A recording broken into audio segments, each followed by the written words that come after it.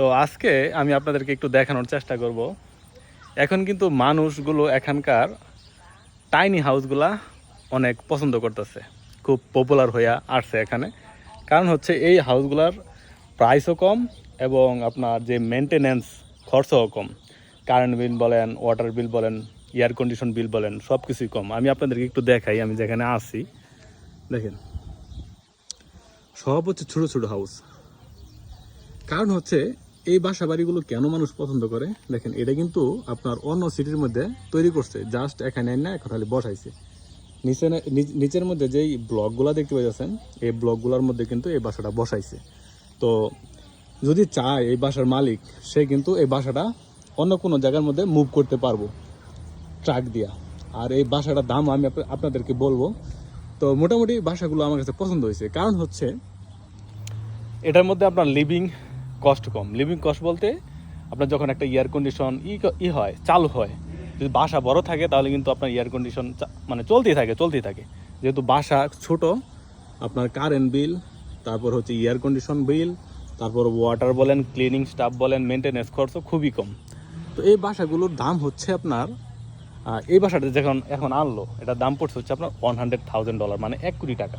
আমার পিছনে যে বাসাটা দেখেন, আমি এটাও আপনাদেরকে দেখাই। দেখেন প্রত্যেকটা বাসা কিন্তু ঠিক একই রকম, জাস্ট নিচে যে ব্লকগুলো আছে এই ব্লকগুলোর মধ্যে এই বাসাটাকে জাস্ট বসাই দিছে। তো দেখেন আমার এই সাইডের মধ্যে কয়টা বাসা আছে, 1 2 3 4 5 6 7 7 8 9 10 11, ঠিক এখানেই 11টা বাসা আছে। 11টা বাসা মানে $1 মিলিয়ন উপরে। তো ওই পাশে আরও আছে, তারপরে যে আমার সামনে আরও আছে।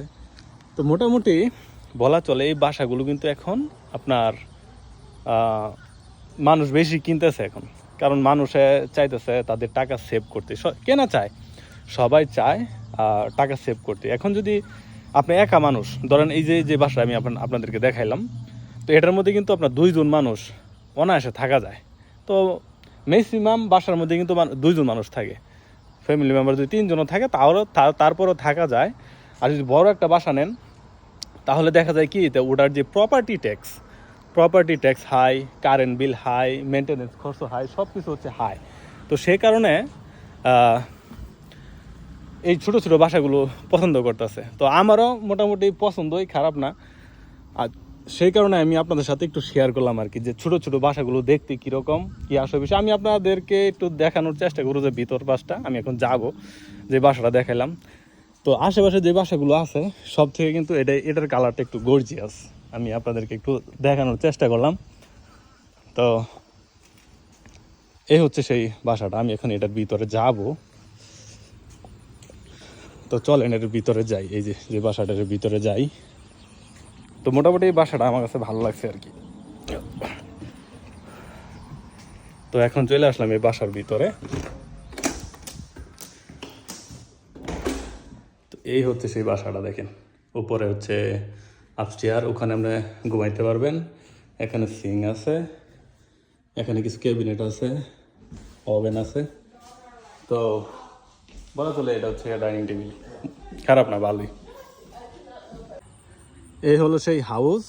আর এই হাউসটা যে কোম্পানি তৈরি করছে, প্লাটিনাম কটেজ। দেখেন এখানে ফোন নাম্বার আছে, আমি আপনাদেরকে একটু জুম করে দেখাই।